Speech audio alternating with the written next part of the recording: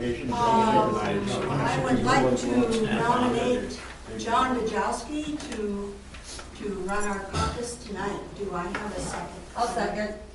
Okay, the motion is made and seconded for John to run our caucus tonight. Any discussion? Let's take all in favor say aye. Aye. Those against? Okay, any abstentions? No? Okay. John, I'll turn the meeting over to you at this time.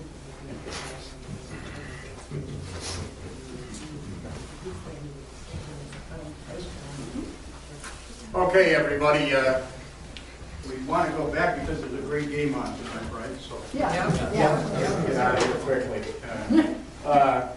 I have something also for you for the candidates after it is over. Let me tell you what the procedure is. We looked at the procedure nominations for caucus candidates, and it's relatively simple. What we will do is we will take the chair first, because that's the position of the higher position, the chief executive of the township. And then we will have nominations for the two supervisors. We will have at least 2 names, a maximum of 4 only. So there can be nominations that would exceed 4. There could be 8, 10, whatever you need to have, your pleasure. But there will only be 4 candidates on the ballot. After those candidates are chosen by you, the electorate, then they will choose out of the hat the running order that they will appear on the ballot. Okay? Are there any questions? Huh? All right. I will need 2 people to tally. So I would like nominations from the floor for 2 people to join me here as counters that will tally the vote. Anybody? I'll nominate Norm Comer. Is there a second? I'll Yes. second that. Second? All in favor signify by saying aye. Aye. Contrary, same sign. Thank you. I will need another one. I nominate Larry C. Hafer. Lear Seehafer, second? Second. Second? Any more nominations? If not, all in favor signify by saying aye. Aye. Opposed? Okay.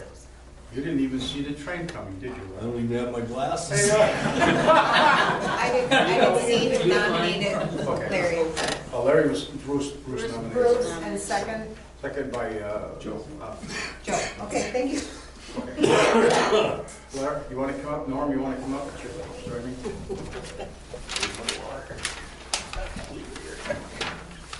Now, when we do nominate, we will nominate by name. We will give that nominee a number. All right? You will be voting for a number. So if there are like 3 candidates for the first position, you will vote either for 1, 2, or 3. Their name will be up here, but alongside of it will be a number. All right? You guys ready? Mm-hmm. Yeah. Right? He's got his glasses, he better write. So we're doing town chairman. We are now taking nominations for town chairman. It is now open for town chairman. David? I'll nominate Carolyn Opitz. Carolyn Opus, is there a second? Second. Okay, I'll go with George Durfus because I saw his hand first. I have my glasses on so I could see that. George was the All right, we have Carolyn Opus nominated. Are there any other nominations? I will ask 3 times. Second time, is there any other nominations? Third time, is there any other nominations? Nominations are now closed. You're in. What's the number on her when we vote? What do you want me to? 1? Well, it's an attorney. Maybe we could put 1 down. That's required. If not, by acclamation, I will ask that Carolyn Opus be put on the ballot as town chairman. All in favor signify by saying aye. Aye. Opposed? Clerk show it unanimous. Okay, town chairman. Are you lucky? We will now have the nominations for supervisors. There are 2 positions open for the spring election. I will now open the nominations for the supervisor. George? I nominate Dave Swenson. Dave Swenson, is there a second? Vince Weber, a second. George, I nominate Joe Berger. you nominate Joe Berger. Is there a second? Second. Jim Opitz will second. Here, I'm done. We have 2 on the ballot. Are there any other nominations? I nominate Gary Franz. Gary Franz, is there a second? Second. Who seconded? Me. Oh, okay. Who was the first? Bruce? Okay, put 1 by David, George, 2 by, 1 George by. Durfus. Oh, no, Bruce Garrison. Are there any other nominations for supervisor? Any other nominations for supervisor? Last time, are there any other nominations for supervisors? If not, supervisor nominations are closed. On the ballot, we will have 3 names for supervisor. The supervisor candidates, you will have a declaration to sign. You'll talk to the clerk about that. Then you will choose from a hat, draw from a hat, the position that you will appear on the ballot. All candidates understand that? Okay, any questions? We have 1 more nomination, and that is for constable. It is open for constable. David? I'll nominate Gus Wenzel. Gus Wenzel, is there a second? I'll second. George Durfus, there's a second. Are there any other nominations? Are there any other nominations? Are there any other nominations? If not, the nomination for constables are closed. And with that, the caucus is done. Thank you. That's hard.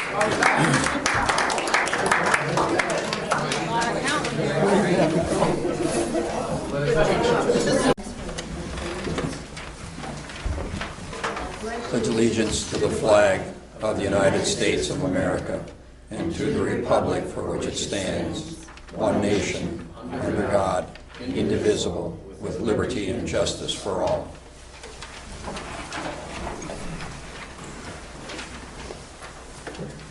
Okay, Denise, can we have a roll call, please? Okay, Debbie?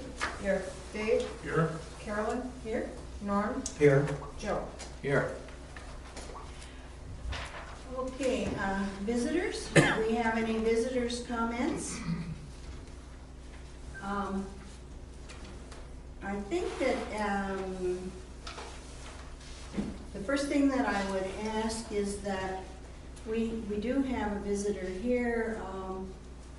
We can go under the fire department report. I'd like to move under new business number E, the Mavis presentation. So I'd like to move that up under by the fire department. That's okay with everyone. Okay. Okay. Let's move on to the approval of minutes, town board meeting minutes, December 29th, 2014. Do we have a motion to accept the minutes? So moved. Seconded. The motion has been made and seconded to accept the December 29th, 2014 minutes. Is there any discussion? Any corrections? Okay, Denise, can you vote? Okay, Debbie? Aye. Dave? Aye. Carolyn? Aye. Norm? Aye. Joe? Aye. Okay, there is no plan commission report at this time. John given us pretty much the report at the end of the year. So the fire department will be next. I have a question though with plan commission first. Yes. When are we going to have that meeting with that Yasco over in, what is it, Russell subdivision over there? Yeah, I have contacted Rebecca Frisch, Mm-hmm. and she is going to be getting back to me as to the time when we can do this. Okay. We need to know, we gotta make sure that Russell is, do you know when he's gonna be gone? he is gone, and supposedly he's not coming back till in April. Oh, well, that may throw a Put wrench a in it. damper in it? Yeah. Well, we'll just have to play it by ear. We can Okay. see that maybe we can meet with Mr. Anderson at least and see what we can come up with. Okay. Okay? Okay. Rodney? Okay, you've got my report for the pump work. Yes. Is that gonna, is there anything on there that you would rather have for future?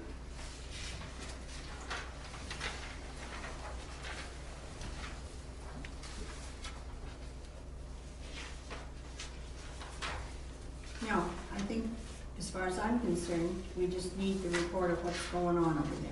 Okay, that'll be my template then for the future. Yes, If there's anything else that anybody wants added to it or whatever, I can do that. okay, The next thing we're gonna start is with the Mavis, yes. because we do have a guest tonight.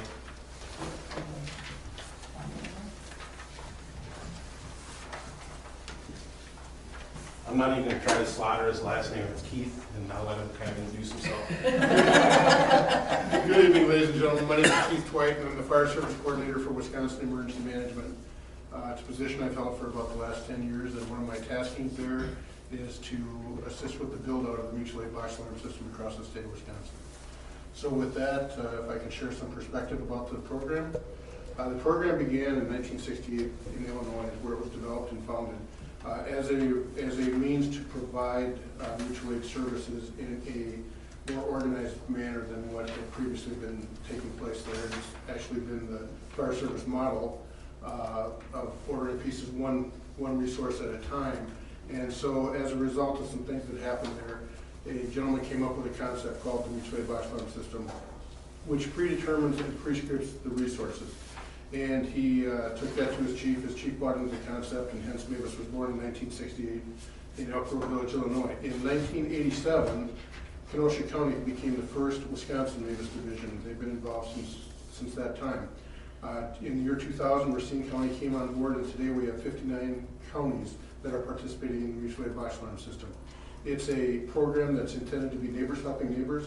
It's doing the greatest amount of good for the greatest number of people. It's reciprocal in nature. It operates in a franchise type manner, meaning there's certain areas within the program that are absolute, you must follow the script. There's other areas that you have local autonomy and local discretion, and you can make the system work for you, and that's what it's intended to do. It's another tool in the chief's toolbox should there be a catastrophic type event in your community, or what we're realizing today is because of staffing situations primarily, Mavis was never intended to be that tool of choice on daily operations, but it's become that in Wisconsin. And it's perfectly acceptable. The beauty of the system is we're operating currently in 6 states with contiguous borders. We're actually operating in 8 states. The states with contiguous borders are Wisconsin, Illinois, Michigan, Indiana, Iowa, and Missouri. We also have Mavis states in Oregon and in the state of Maryland, so we're on the coast as well. So it's a very well thought out program, being very well accepted, and has become the model by the International Association of Fire Chiefs to become the national mutual aid model, which is a directive from the 9/11 Homeland Security mandates that were issued. So with that said, again, it's neighbors helping neighbors. It's reciprocal in nature. You come help me this morning, I'll come help you this afternoon. It costs you nothing. It's reciprocal in nature. One of the benefits of the program is today, in your normal mutual aid agreement, if the chief orders mutual aid, he or she is responsible for the liability protection of the responders coming in. In the Mavis program, that liability remains with that local department that's responding in. And conversely, if McMillan is going out somewhere, that they would then maintain their own liability. But in some cases, liability is an issue, and because of that, some chiefs are reluctant to call, some governing bodies are a little bit concerned about it. And so consequently, it takes that element away, and it's been very, very successful. Again, as I stated, we're operating in 59 of our 72 counties, so I think that speaks volumes for the program. Covering over 95% of the state's population, landmass-wise, we're about 82 to 83% of the state being covered by the system. I could go on and talk for hours about the system. but I don't want to take up your precious time this evening. Are there questions that I might be able to answer? I know that she passed out samples of box cards, and that's what the system to some degree is predicated upon. Rather than having to order resources over the radio one piece at a time, what the chief would do once they've developed their box cards, is because they predetermined, prescripted the resources that they would need, they just simply tell the dispatch center, I want Mavis box card number 12-2-3 to the 3rd alarm level, and those resources are dispatched. And that's how the system works. It's got redundancy built into it, so if someone has to take a pass, the dispatcher will simply drop down to the next level on the card, grab that next resource, send it, and then tell the chief the assignment's complete. Again, very robust, over 2,300 communities that are participating in now in those 6 states that I spoke of. So, are there questions that I might be able to answer for you? Yeah, I have several. Sure. First of all, Wood County is totally involved, is that correct? I You know can't that. say 100%, but they've been involved since about 2000, late 2007, early 2008. Okay. Now, Marathon, how many do we have in Marathon County that are involved in this? I can't tell you the exact number. I can tell you that the departments on the eastern part of the county are actively involved, and McMillan would be one of the first in the western part. Spencer just came on board. They actually have partnered with Clark County. I was just there and did training last week, so I have had an opportunity to speak with the chief from Spencer, and so I know that they're on board. So the western part of Marathon County right now is a bit of a gap. Now, that said, that doesn't preclude the chief from using the resources that are non-MABUS entities, such as, I'll use Stratford as an example. They have contiguous border with your township, so that would be your normal mutual aid partner. If he elected to use those on his box cards, he could still build them in, but he would need a separate signed agreement with them stating all of the legalese associated with the normal mutual aid kinds of contracts. So typically, you would then be responsible for the liability, that kind of thing by statute, unless you're a MABUS signatory on the contract. So you can use those resources, but what it does is it eliminates the pay issue. If you're going to be participating that way, that pay thing is no longer relevant. As long as they're a member of MABUS. As long as they're a member of MABUS. But now Stratford is not, correct? At the present time. Okay, so if we were to go to them, we would still have the pay going back and forth. That would be correct under the normal mutual aid agreement that you have in place today. Okay. And again, I'm optimistic that we're going to be able to bring the rest of the departments in Marathon County on board. I've had discussions with a number of chiefs that seem to think that it's doable. There's apparently one community that's somewhat of a holdout, but I think that, again, if everyone else participates, I think that it will be coming upon them to participate as well. So then we know for, in the future, when we've had to go to different departments to have our mutual aid agreements signed, that will be a thing of the past? Correct. Once you sign the MABUS contract, you need not worry about the mutual aid contracts in the future. Now, that said, and I didn't look at your cards, some departments have elected to keep their normal mutual aid, and if they elect to do that, that liability issue still remains in place. It doesn't go away until you request the MABUS box alarm. And so some communities, for example, over in Clark County, they've elected to completely eliminate that local mutual aid agreement that they have and strictly go to the MABUS agreement, so they're calling a box alarm right away, which I think is a very proactive way to look at things. And that's a personal perspective. Mm-hmm. How about you, Dean? So any other municipalities adjacent on our south is Town of Lincoln, City of Marshfield, Village of Hewitt, Marshfield Township. Are I know that those any maybe? Hewitt is, and I know Marshfield is. Lincoln, I don't know for sure. Okay. Town of Marshfield or the city? The town. Town of Well, Marshfield. Town of Marshfield's with Hewitt, And Hewitt. and the City of Marshfield is. Oh, okay.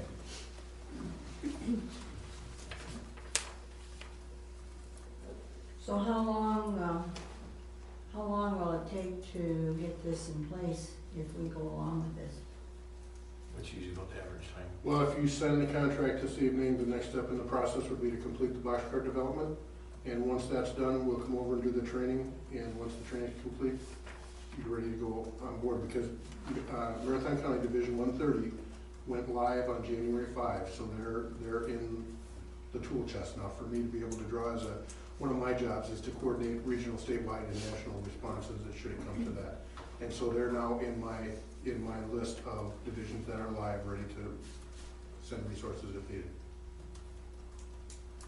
So our dispatching would be the same, we'd still be dispatched out of Wausau? Correct. And if we had mutual aid with the city of Marshfield, town of Lincoln, or village of Hewitt, town of Marshfield, they'd get together between the dispatch centers? Right, the dispatch center in Marathon County would notify Wood County. There's an interoperable radio frequency called the Interagency Fire Emergency Radio Network, but because of the topography challenges that exist, I don't know that that will necessarily work. So in all likelihood, the dispatch center will pick up the phone and call the Wood County Dispatch Center and say, we need the city of Marshfield for a truck, if you will, to respond to the town of McMillan. And it'll be taken care of that way. And then, again, those resources are expected to talk to McMillan on this IFRN, but again, because of the topography challenges, it may or may not work. But when they arrive on the fire ground, we have interoperable fire ground channels that we use across the state in the system. And so they would then be told when they arrive on scene what frequency they're to be monitoring. I believe for the fire with Lincoln, I believe that that system was used, That was system, that the Mavis system was utilized. okay. And that was one of the reasons, I don't know if you noticed, they're working out the mapping issue between the two counties. Because when it happens in Wood County right now, it doesn't work, the addresses don't work in Marathon County yet. I mean, they're working on that, maybe it's already solved, I don't know. But they're opening up their mapping. Okay. So that's why we had, I believe this building here was on fire. They figured if we got to the building, Yeah. so, but over the paging system, it all worked. It was just over. And there's no change pagers or anything along that line. The pagers you have work in the Mavis system. They just simply listen to the message, just as they do today. And that system is all in place, so. And Rod, you're backing this 100%? Yes. Okay. We need a motion to approve this then? Yes, but we have some, Yeah, is there a cost involved in all this? No, there's not. It's reciprocal in nature, meaning you come and help me this morning, I'll come and help you this afternoon at no cost. Oh, wow. Vote yes. And there is, You don't get up to nothing. for the chiefs meetings that happen quarterly, they're planning on basically having a Mavis meeting beforehand, that the chiefs and everybody that's involved, so they were still talking. So it is an ongoing, for the smaller things that can be changed, some of the issues can be addressed. So it isn't a one-time get it done. It is being, at least 4 times a year will be addressed. Right now, they're having monthly meetings until everything is squared away. And actually, the box cards, they'll be reviewed by the local departments on an annual basis because things change in your community annually. You know, you'll have development, you might have some other changes from commercial, retail, you know, that sort of thing that come into play. So the cards will be reviewed annually by the departments and they'll make the adjustments accordingly. So that again, they ensure that they have the appropriate amount of apparatus that would be needed to deal with, you know, the worst case scenario. But again, because of the world we're living in today and the staffing related issues, Mavis is being used on single family home fires just because we can't get enough people. In Wisconsin, we have 855 fire departments, 740 are 100% volunteer. And so we never know who or how many people are gonna be able to answer the alarm. And so as a result, Mavis has become that tool of choice to get the resources there. And it's usually not the fire trucks. We usually have enough of those. It's the firefighters we don't have enough of, so. And again, it's because of its capacity. I'll give you an example, 2 examples actually, if I could. The Patrick Cudahy fire that occurred down at the meat processor in 2009, we used 450 firefighters from 64 different fire departments at that event. Cost 0. That was a pretty significant event, and what we did there was we kept cycling the people through. We used the volunteers at night and the career guys during the day, and it worked extremely well. January 31 of 2012, we had a fire down in Burlington, Wisconsin at Echo Lakes Foods. They're a large egg processor. We used 96 different fire departments from 10 Mavis divisions, 2 from Illinois, 8 from Wisconsin. And it was in part because of the inclement weather that we were dealing with that day. It was, you know, well below 0, a lot of wind. We just had fresh snow, had all the kinds of rural water related issues that the chief deals with on a regular basis there because they had a private hydrant that wasn't adequate for, you know, that kind of a fire, and so there were a lot of challenges associated that way, and we simply couldn't work our people for the normal 12-hour work cycle that we would like. We were only able to work them a couple, 3 hours, and they literally were walking ice cubes. In some cases, they weren't even walking very well because they were so iced up. So, again, it cost zero at the end of that event, and again, I think that's a significant tribute to the system and the commitment to the program. Sir? Is it up to the local department or our neighbors on what equipment they want? It's up to the local department to design their cards, and once they've completed the cards, they'll send them out to everyone that's on the card, and those departments will review it and agree or disagree. If they disagree, then it's up to that department and the chief to work it out as to what they're willing to do. And what we advocate is that we don't take more than 20% of McMillan's resources on a mutual aid assignment. In today's world, it's done one of two ways. Either, you know, it's a piece by piece thing, or in some cases, departments empty the barn to go help their neighbor. And God bless them for doing that. But what happens then is that we create a regional gap in coverage because we don't have one empty fire station, we have 2 or maybe 3. And that can be problematic because simultaneous events do occur. So as a result, in the Mavis world, we talk about only taking 20%. And that's 20% of your apparatus, 20% of your staffing, 20% of your equipment. So at the end of the day, if the chief knows that during the day he has 10 people available, he might be able to send 1 engine out the door or 1 tender out the door, and that's going to be about the extent of it because his responsibility is here first and foremost. So as a result, we advocate that 80-20 rule. And so as a result, we use a map with concentric circles in 5-mile radiuses, and we build it out to 100 miles. And you think, there's no way we're going to reach 50 miles in each direction here. The reality of it is, if there's a catastrophic event that hits Wood or Marathon County, we're going to need resources from that far out. So that Burlington fire I made reference to, I brought resources from Dane County, from all over Dane County actually, and sent them down to that fire because they're filthy rich in resources in part, but I always know where I can get resources, and so it was one of those that I made that decision. And, I was chastised a little bit for it, but that's okay, I got broad shoulders, so not a problem. Yes, sir? Do we take on any additional liability? No, sir. No. No, sir. The Mavis contract has been reviewed by virtually every corporate council of every community and the county dispatch centers as well. It's been reviewed by each of the 6 attorney generals, and basically all the insurance carriers have looked at it as well. The most recent review of the contract was done by Sidmic Insurance, which only insures municipalities, and upon the completion of their review, which I think was in 2008, they came back and said that contract is bulletproof. It's rock solid. It's good to go. We have no issues. So I think that again speaks well to the thought that was given into the contract development. Yes, sir. Mavis would also work as far as a weather-related event, also tornado? Yes, absolutely. It's the chief will build the type of cars that he thinks he needs, whether it's structure fire, brush fire, a hydrant area, non-hydrant area, water rescue, EMS, life safety, or mass casualty. Life safety would be, for example, if you had something happen at a nursing home or something along that line, that would be a life safety type card. A mass casualty would be one where there's likelihood of motor vehicle crash involving like a school bus or something along that line. So again, build the cards out, make them reflective of your community needs. And I always tell people when they're building them out, because it costs you nothing for the resources, load your cards up. So if you need 2 engines on the box level and the second level, put down 3. Because worst case scenario, you get all 3 on each level, where you end up with an extra engine and 4 additional firefighters. God, that's a bad problem to have. So, but someone could take a pass, and there's passes occur for 4 reasons. One is that piece of equipment's already assigned on another assignment. Second is they can't meet the staffing minimum, and the staffing minimum is 4 people on an engine.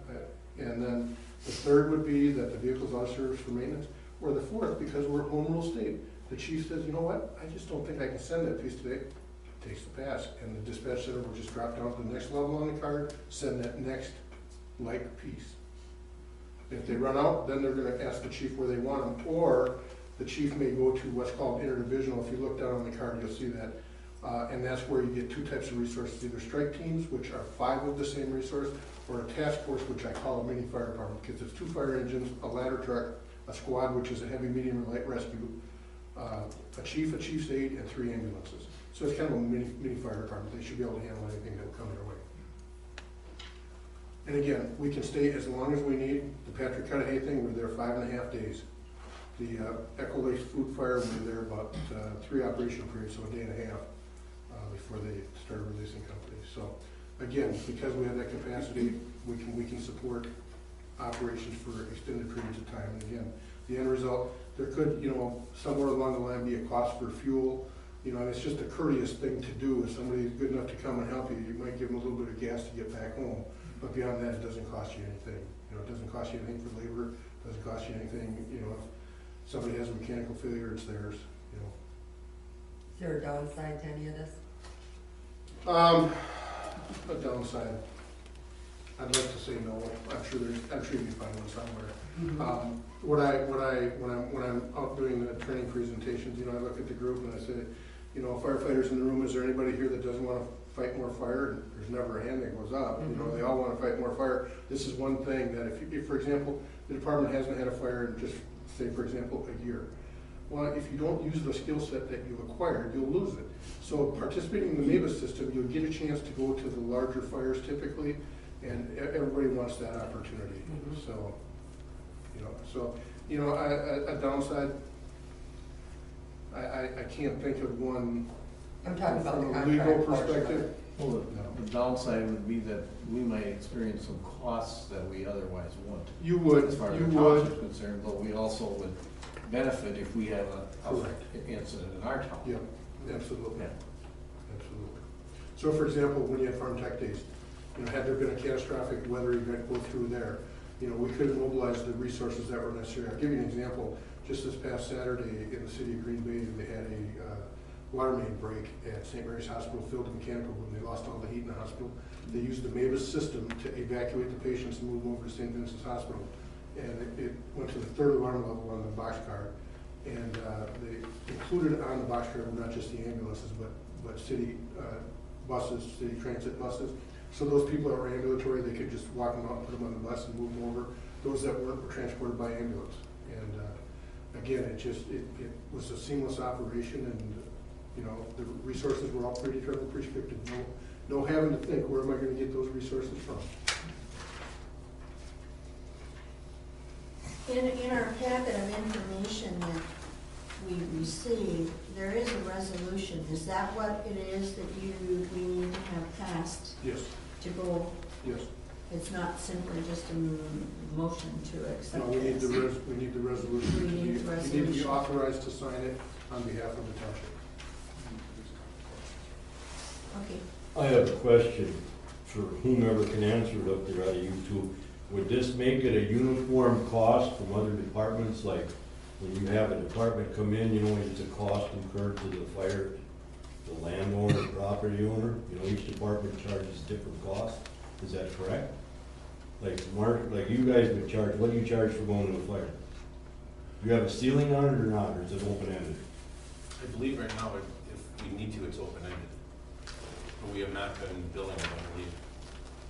Not for our own residents. No, what the charge would be, your firefighters get So much number. so much an hour. Because your For the homeowner's call. insurance is only gonna pay X amount of dollars. Right.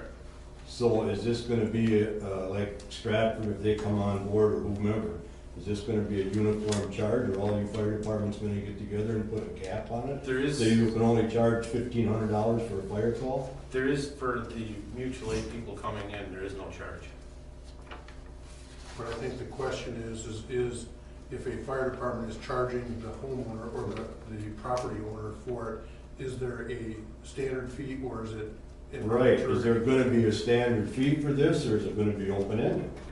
Because your homeowner's insurance only covers, let's say, $500 for a fire call. That's the norm. Well, this isn't going to affect No, the it won't fees, affect that because at the all. fees are set up by the individual fire departments. Correct.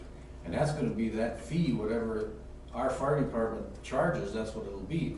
If we call Stratford in, we don't incur any extra costs because they came So that fee's not gonna change. So where does that cost go then from Stratford? Who pays for them coming? Somebody's gotta pay for that. In the system, in the mutual aid box alarm system, they cover their own costs for the fuel to drive here and for their personnel. That's where it's reciprocal, and then Macmillan would do the same thing if they went to Stratford. They would cover their personnel costs as well as the fuel, that sort of thing. So who pays for their lost wages when they're on the job and they have to go to fight the fire? Because that's what happens with all volunteer fire departments. Our township. Who pays, okay, so that comes out of the taxes we pay? That come out of the taxes we pay to the township? You'd be paying our firefighters' wage. Right. That's it. Just for us though. And if, right, just for us. For us, we don't pay And for if, any of that. and if, the thing is, if it goes into a longer duration, I can say we do not have resources. But if, So then that would stop it, we would be pulled out, you would get other resources from somewhere else. I think his question is, if I'm at work, my pager goes off, I leave work to go to this, who's paying my lost wages for my full-time job? The answer is nobody. I am losing that money from my full-time job to leave to go to this. So what is the hourly wage that you pay your firefighters when they're on call? $15. All right, you pay them $15. Now, does that come out of the tax base or does that come out of the property owner's pocket? Be coming out of the tax base. But you're still charging above for a fire call for, let's say, $1,500 for equipment use. Now, this system here, why can't all the fire departments get on board and have one cap and charge the same fee? Because we're a home rule state, each local governing body has their own discretion that way. In an ideal world, that would be a reasonable thing, but because we're home rule and everyone wants to maintain their own autonomy and their own discretion, that's the reason it's not done. But they're maintaining their own autonomy by going into this system. They're all involved in this whole works. Correct. So why can't they get involved with the billing aspect of it? Some don't bill anything, and others bill substantially more than the $500. That's the normal insurance cost. That's what I mean. Some don't bill and some do bill. So if you had a ceiling and everybody was on board, you could have one set fee for no matter who's involved or not. You know, if you're gonna send out 3 trucks or 4 trucks or 1 truck, is the cost gonna be the same, or are they gonna itemize it down, or? In reality, the Mavis here has, what you're talking about, I think we need to table probably for another night and another discussion. Because this Mavis deal has nothing to do basically with what you're talking about. I mean, we can change our billing technique however we do it, whether we want it on the tax roll or if we want the homeowner to pay for all of it. But with the Mavis here, that has nothing. Well, in retrospect, it would have. How? Because if you're all going under this Mavis plan, it's all one corporation, basically. And all one corporation has billing costs. But the town, As it stands right now, if we have a fire within the township, the only cost that it is to the township is what you're paying the firefighters, $15 an hour. You're not charging you. If you have a fire in your shed out there, you are not charged a fee by the fire department. And the township then, out of your taxes, are paying the firefighters $15 an hour. That's the way it stands right now. And you as taxpayers are supplying the equipment, so we aren't charging. for Right. And you are paying your taxes, so you're actually the taxpayers, because we are mandated by law to provide fire protection. I So understand. therefore, the $15 is part of their budget. The fire department that comes out of our taxes. So then, per se, if I have a fire and they call up, I would never receive a bill, is what you're saying, from any fire department. Under the current structure, that is true. Yes, Tom? Unless he has like a hazmat situation where somebody has to come in and clean up, that would be his responsibility, his insurance company would have to fight that out with the. Yeah. But under the current Hazardous system, the material. township is not charging, so that's, there's not an issue. If in the future by ordinance that changes, that will be something that the electorate will we'll have an opportunity to weigh in, and the board will make the decision. But that, Larry, what this program is doing is just bringing other groups together. I understand all that. And the fees on that are zero. Right, this system, I don't mean to interrupt you, Joe, but this system is for all our departments to be available to all other departments at the drop of a hat. And through a central dispatching area. Right. To make it more. It's easier to contact them, Yeah. basically, is what you're setting up. And contact would be, we want 1 truck, 2 truck, 10 trucks, or whatever. That's what this program is designed to do, correct? Yes, it has things predetermined or prescripted, so, it's a resource management system is what it is. Yeah. And it expands based on situational need, or will contract based on situational need. I understand all that. I was just getting to the cost, and everybody was gonna get on a level playing field about the cost issues. And that's why some of the departments like Stratford, at this point right now, are not in it. Yeah. And that's why Spencer's changing their things around, because I believe that they were a flat rate of $500, I believe. Thank you. No more questions.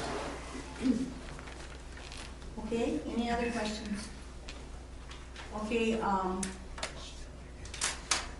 I guess at this point, do I read the resolution? Okay,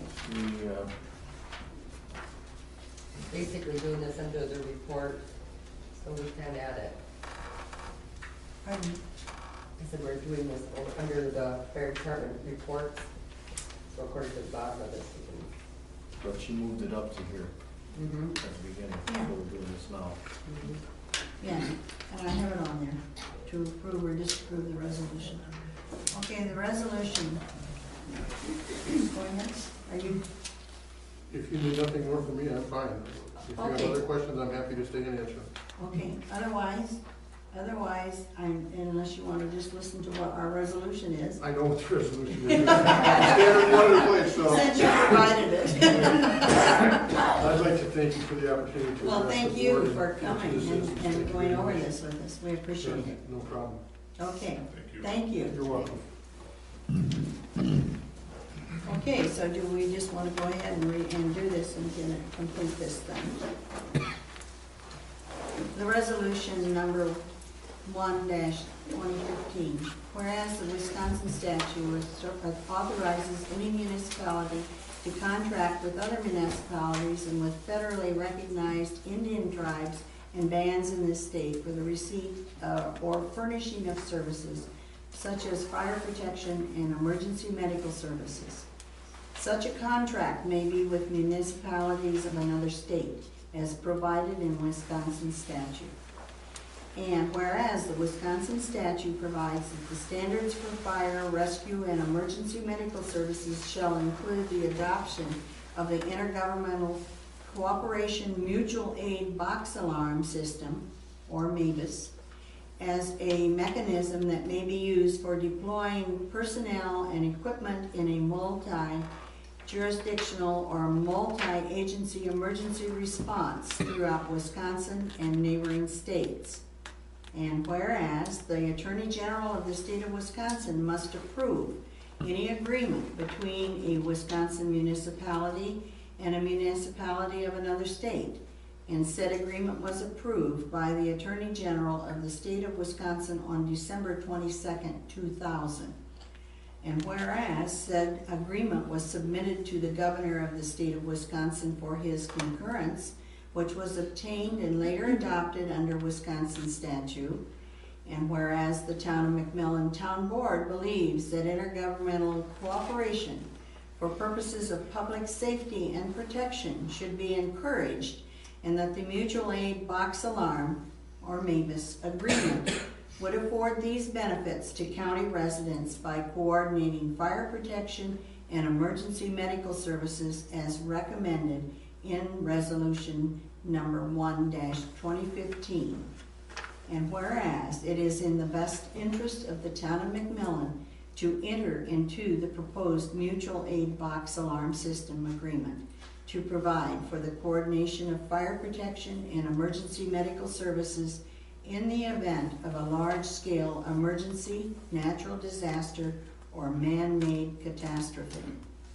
Now therefore, be it resolved that the mutual aid box alarm system agreement, a copy of which is attached hereto and incorporated herein by reference, is hereby approved, and the town chairman and town clerk be authorized to execute the same on behalf of the town of McMillan. So, do we have a motion to accept this? I will move that we accept this, approve the agreement and accept the resolution. Is there a second? I'll second.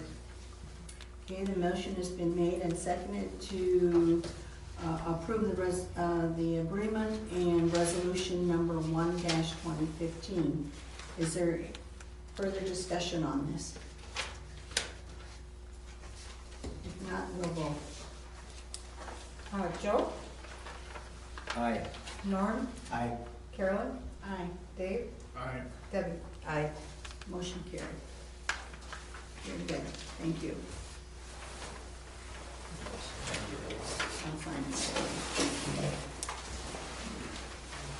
Well, where'd this go? No, we all have to sign the agreement. No, The resolution you sign and the rest of the board. all- this all of us agreement, have to sign yes, the agreement. yes.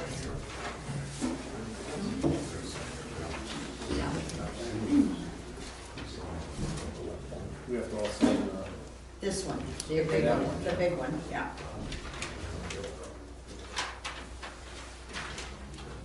Start down with Joe.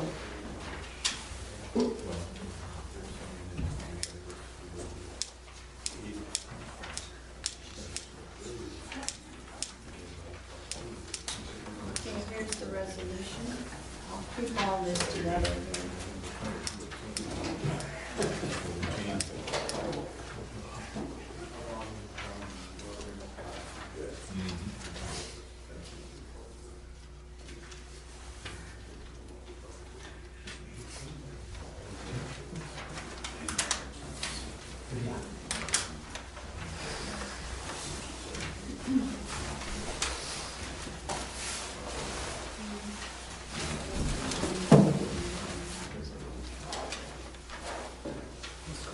Yes.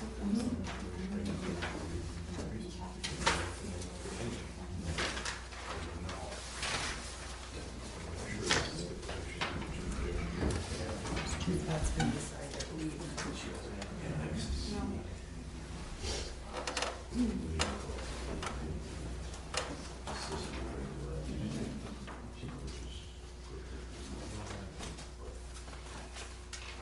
Okay, we'll go on to library.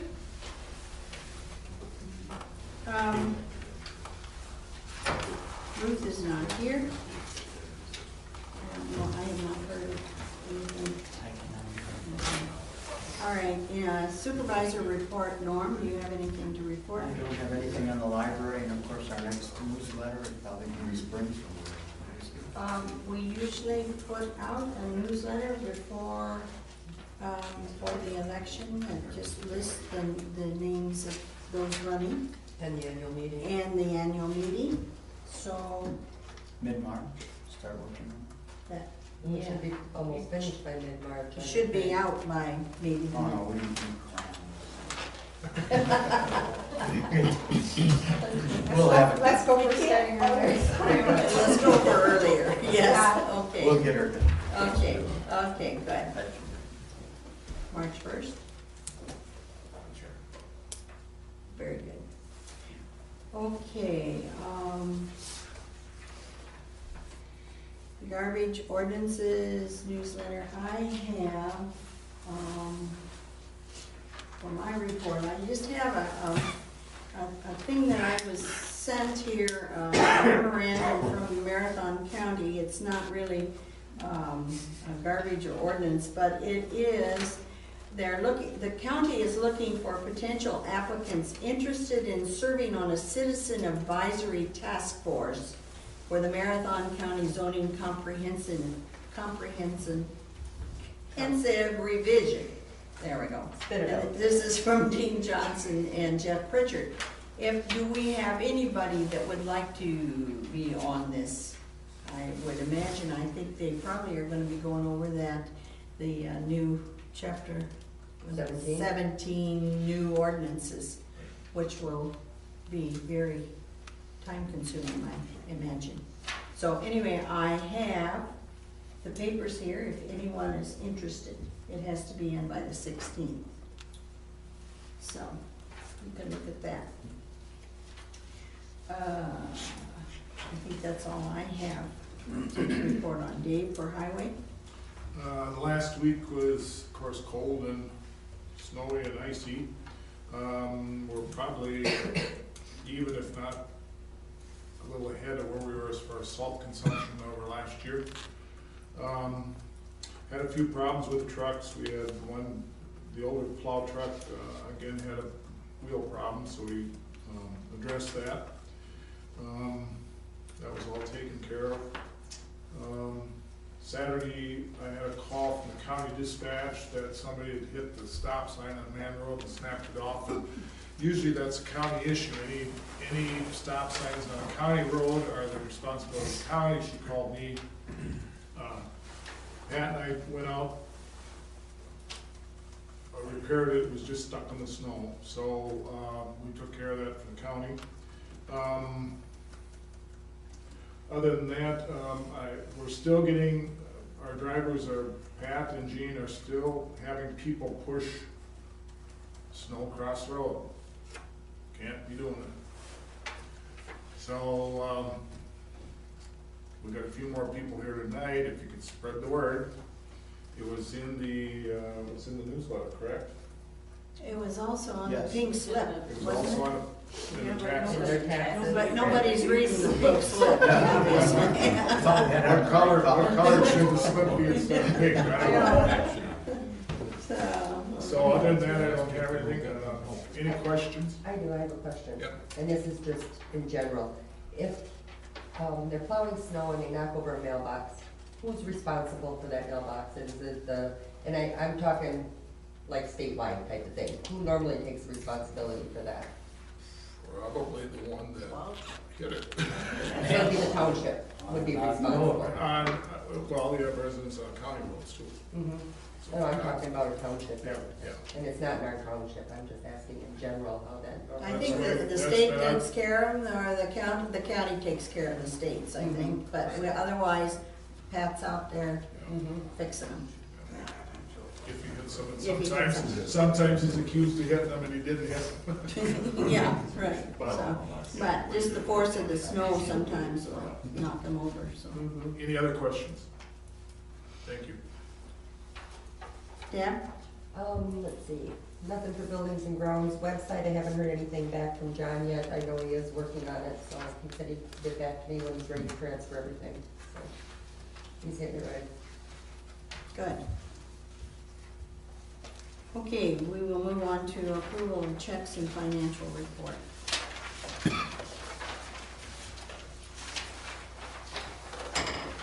Okay, for the financial report, my portion's the lower half of the page. I did make that reconciling entry whereby I added the $140,000 loan proceeds to our balance.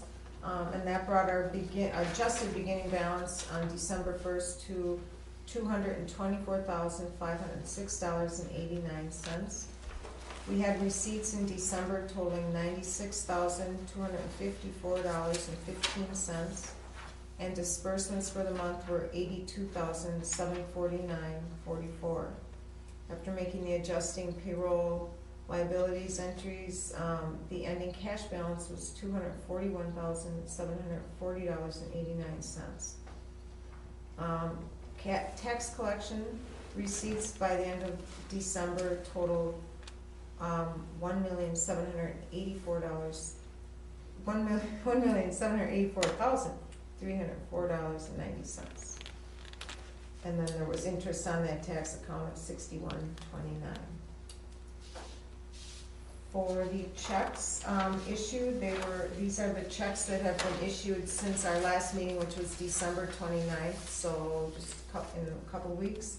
And they did total $1,442,194.36. The bulk of which was, of course, the January tax settlement checks. You can see there, they were just paid today, those big ones. It does show we have a negative balance of $1,255,000 in our checking, but that's because we have to transfer over that tax money, so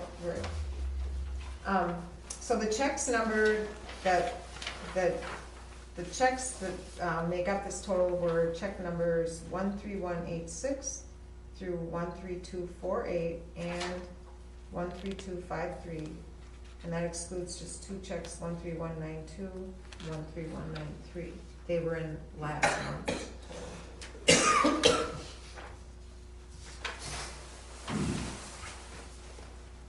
So when are you transferring the money to cover these checks? Tomorrow morning. Tomorrow morning. Okay.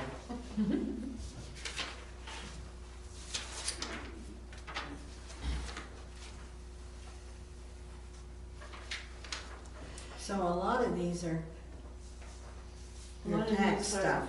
A lot of these are the money that people overpaid on their taxes when they get their escrow checks, that's Right. too much and they bring in, so, So you had quite a few of those that you refunded, yeah. yes. That was the bulk of them, but not the total. Bulk of the money. Bulk of the check number. Right. Yeah, that Marshfield school district. Oh, yeah, that was The almost schools. 800,000 by itself. I collected a little bit over 48% of the taxes by the end of December.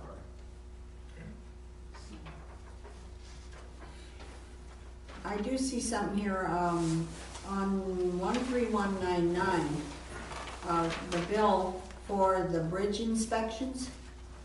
We did get the report of the bridge inspections, and we may be having a little problem there from the reports with the, stock. I called Jim Griesbach and said, okay, what do we do here? And he said, I haven't gotten the report yet, I'll get back in touch with you. So, So we didn't pass inspection over there? well, there's some issues with it, but it'll be up to him to let us know what we may have to address on it. When do you bite the bullet? Yeah, I know, and it's gonna be an expensive bullet to bite. And supposedly that's still an 80-10-10 cost share, but if that's $1 million bridge, do the math. Yeah, you're still talking 100,000. So we'll see where that So we'll goes. have to eliminate the fire department budget in order to. Okay. I just figured to pick on Roddy, he was the closest one. Oh, I'm so glad you're sleeping. Okay, any other discussion about any of the checks? I'll move that we pay the checks as presented. I'll second. Okay, the motion has been made to pay the checks as presented and seconded. Is there any further discussion? Okay, we'll vote. Okay, Debbie? Aye. Dave? Aye. Carolyn? Aye. Norm? Aye. And Joe? Aye. When are we gonna hear about the bridge? Whenever he hasn't even gotten the reports. I got the report from them, but he hasn't received it yet, so it'll be up to him. We also want a motion to accept the clerk's report. I so move. I'll second that. Motion's been made and seconded to approve the clerk's report. Is there any further discussion on it? Okay, I'll vote Denise. Debbie? Aye. Dave? Aye. Carolyn? Norm? Aye. Joe? Aye. Okay, we move on to you, Ann. The checking account balance off of the bank statement was $195,417.95. Outstanding checks was $56,118.65. leaving the checking account balance on December 31st of $139,299.30. Fire department equipment CD is $4,100. The public works replacement CD is $40,076.90. The park fund savings account is $15,039. I transferred the $15,000 from the checking account to the park savings account.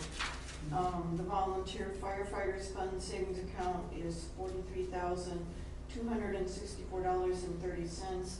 I transferred the $2,800 for the grants into the fire department savings accounts. The total cash on hand December 31st was $241,740.89. We still have the $140,000 liability for the truck loan, and the tax savings account on December 31st was $1,784,366.19. So the other amounts that you were to transfer, the public works replacement apparatus, or that is a part of what's down the line here? That's the CD that's Yeah, coming yeah, down. okay, yeah, okay. Okay.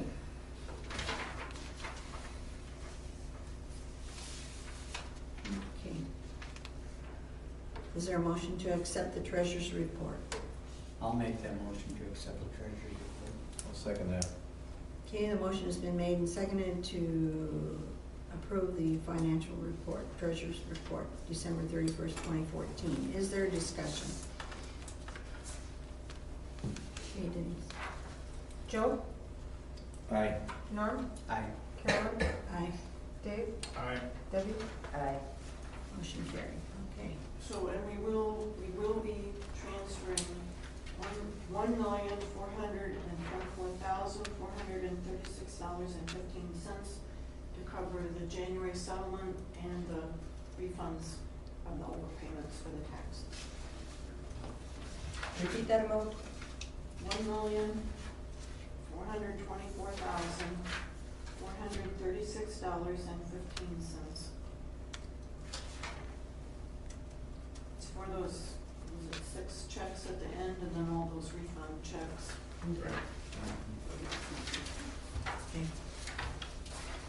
Okay, unfinished business, we need to approve or disapprove the 5-year capital improvement plan. Was there, anybody find anything on there that they gave us last time that needed to be corrected? I didn't bring it with me this time.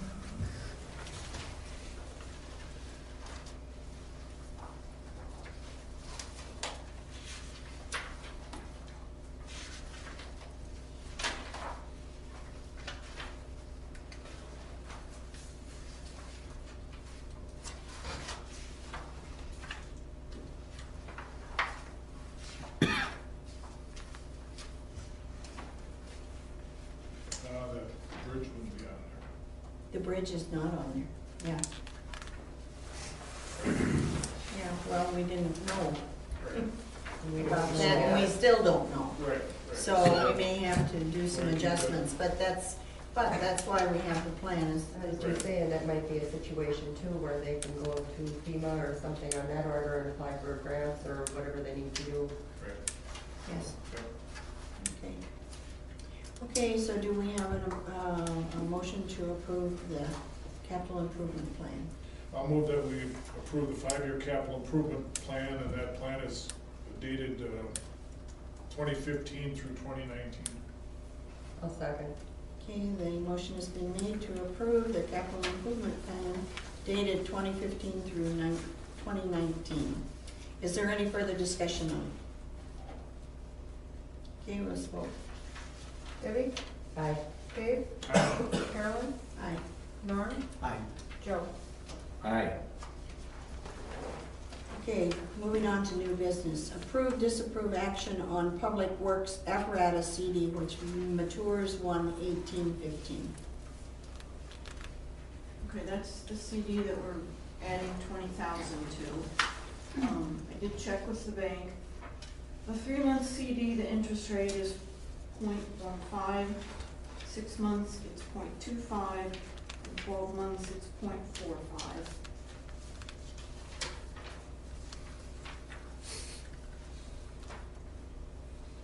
How long do you want to? Probably should put it in for at least 6 months. 6 months. What was the interest on that? 0.25 Yeah. for 6 months. Yeah.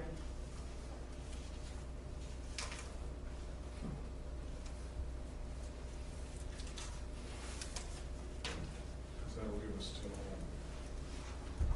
July. October to think about what we want to put in the budget for next year. Yes. Okay. Okay, Might have to call it bridge money. Do you need a motion? yes, we do. I'll make a motion to renew the Public Works apparatus CD for 6 months. I'll second that. With the inclusion of the 20,000. Correct.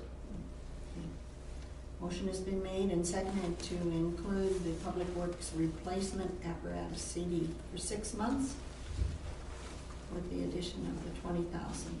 And there was 40 in there? There's 40, that's right here. Is there any further discussion? You will vote. Debbie? Aye. Dave? Aye. Carolyn? Aye, Norm? Aye. Joe? Aye. motion carried. In light of, the news that we have had about our municipal attorney, I think that we need to address this. And the contract that we have with him, we have been asked to, if we want to terminate our services and representation with this law firm, Swid Law Offices in Mosinee. You got a letter from them? It's on our contract. It's our contract. And that's why we need to discuss what we want to do. So, what we have here, and Denise just prepared a letter which we have to submit to them if we're going to terminate our contract. We have to have it in writing.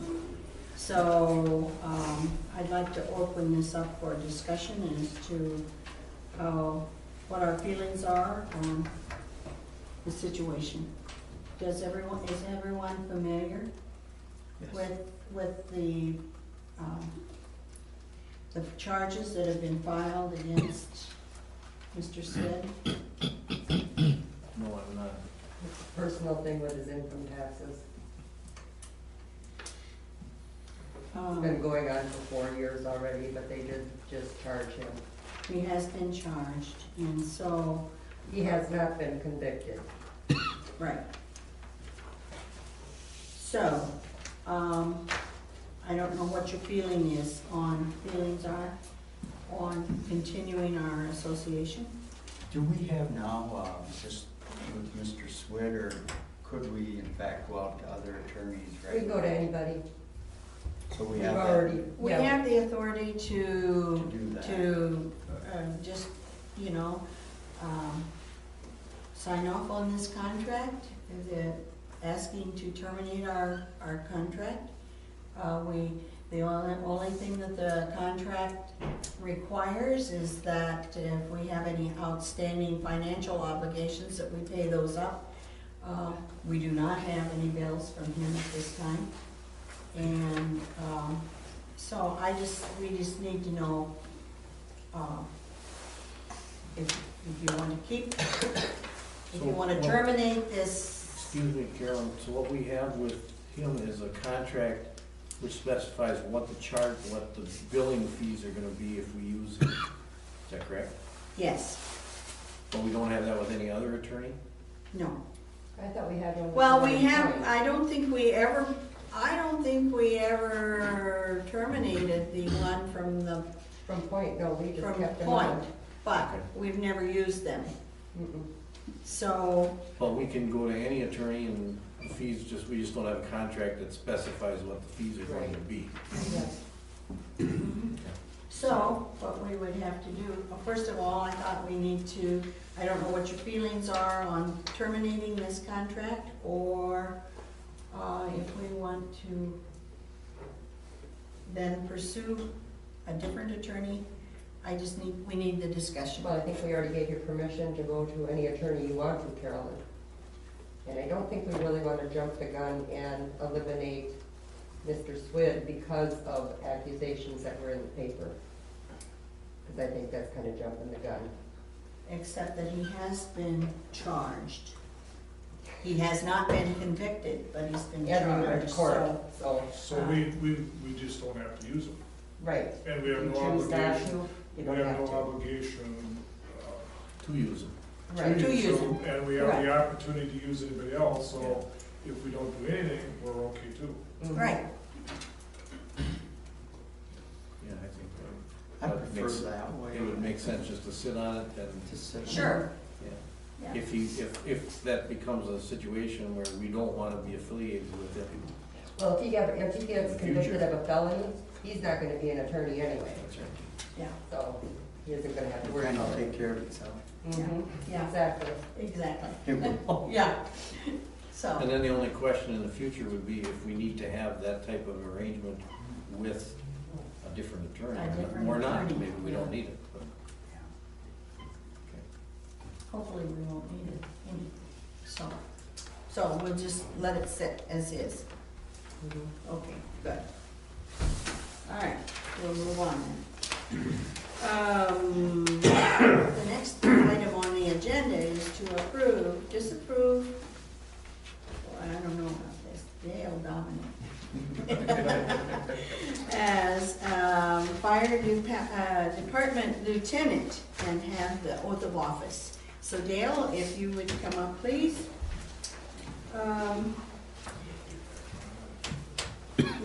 We're just going to, Dale, you've been with the fire department for some time. You've been voted on by the fire department to become a lieutenant. So I guess we just have to approve. So do we have, or disapprove? Do you have, anybody make a motion? I'll move that we approve Dale Dominic for Fire Department Lieutenant for McMillan Township. I'll second. Okay, the motion has been made to approve the Dale Dominic for the fire department lieutenant position. Is there any further discussion? Sure you wanna do this, huh? He isn't gonna have a choice here. Too late. Too late. You're here. Okay, a vote, please. Okay, Jill? Aye. Norm? Aye. Carolyn? Aye. Dave? Aye. Debbie? Aye. Okay, Dale, we'd like you to please take our oath of office, if you would, please.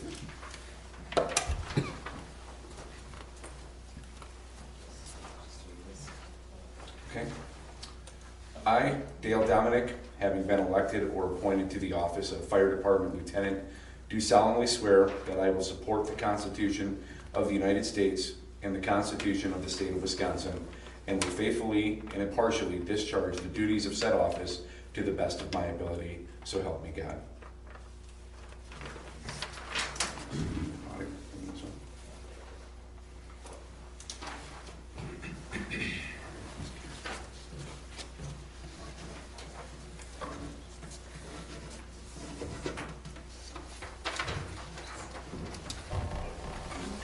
Thank you very much. Congratulations. You bet.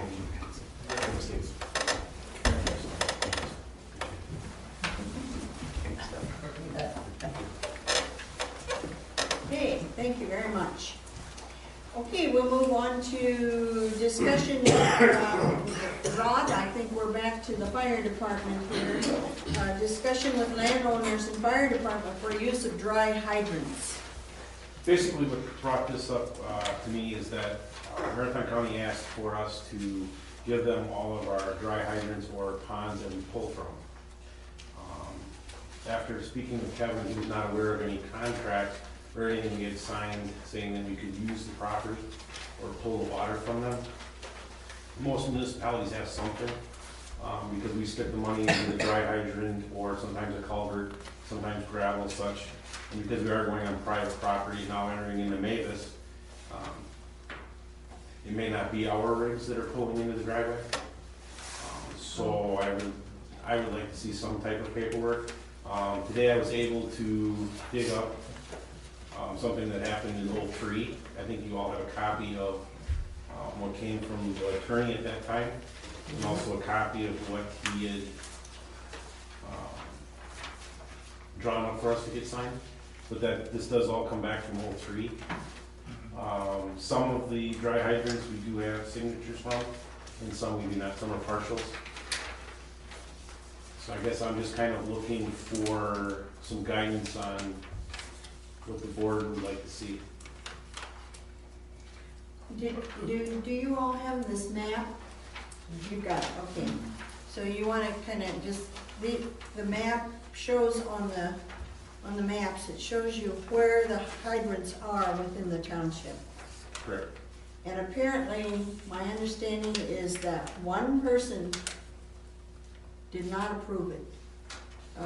Approve this, or it wasn't. Carl, maybe are you, I don't know who's familiar with this, I think it was Over on Marsh Road. on Marsh Road? Yeah, we put the hydrant in, and then he decided to change his mind. Okay. So, But the others we've all talked to, and it probably is a good idea to Update. revisit it, and update it, Yeah. all three, and that's, Properties changed hands. right. Some of the ponds are silted in, so the hydrants aren't any good, or they're broken. Pardon me? Some of the ponds that silted in, or the hydrants are broken, so. very good. Those So, are from each of the, These are dry from- hydrants, So yeah. this one here, we have to sign from the individual, but the town board never signed it. Okay. oh yeah, I think we need to So update. that's where I'm, Yep, going from, I think and it's, we have what, eight including the station, correct? yes, at this time. If I remember right, there are some that might be put down that are like during the summertime accessible, and the wintertime not accessible. Yep. Because of the location. okay. Okay, but I think it is a good idea to renew the conversation with these landowners. But there's also, correct me if I'm wrong, Ryan, we also have the right to go take the water if we see that we need it. We do, but I guess I would rather have Yeah. disagreement with the landowner. Yeah. Because it is their land, they can take out culverts and put up rocks and do different things so that it's not accessible to us in the future, so. I mean, that's my take on it, I'd rather. Keep it in Be Exactly. proactive. And then if there is, if we do some damage and stuff, that we can go back and fix some things, not that people say we can't, because I guess that's kind of my issue too, a little bit. Okay. Okay. So, should we make a motion to pursue, I think it's called, what is it, real estate? What was the name of it? I don't know what I did with it. Real estate license it says on it, I don't know. I don't think we need a motion for that, I think that you just need to get that done, don't you? Well, right, I don't know if you need, I mean, it's up to you guys whether you make a motion or not. All I want to know is you want to stay with the same format and just have the names changed, or, and that's why I included the deal where they had sent it off to the lawyer. And I know that that's all back in 03, so. Right. Okay.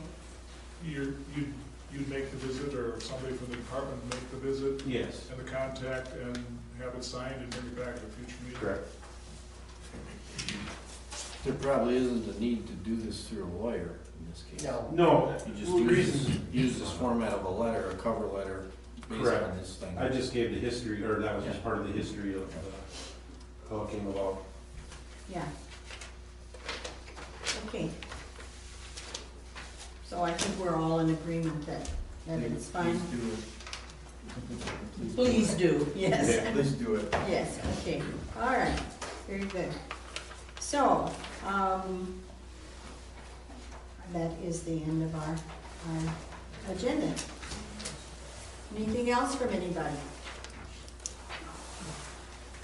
Okay, we have a motion to adjourn. Nobody wants to? Second.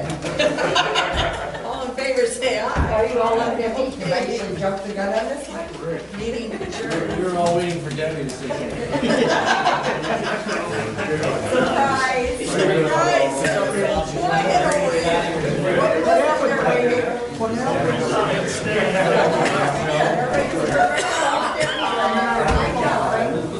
Debbie, you're not an expert. You're not an expert.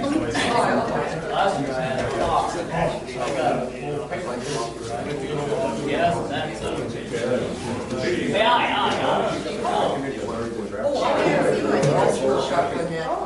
I think we just have He's fine. yeah.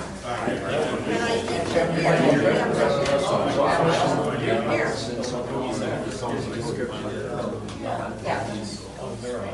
I read it, I thought, yeah, that's.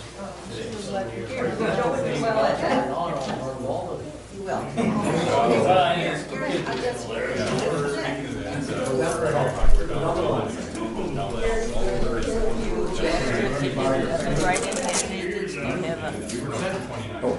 I don't know. Nancy would have done a whole lot better.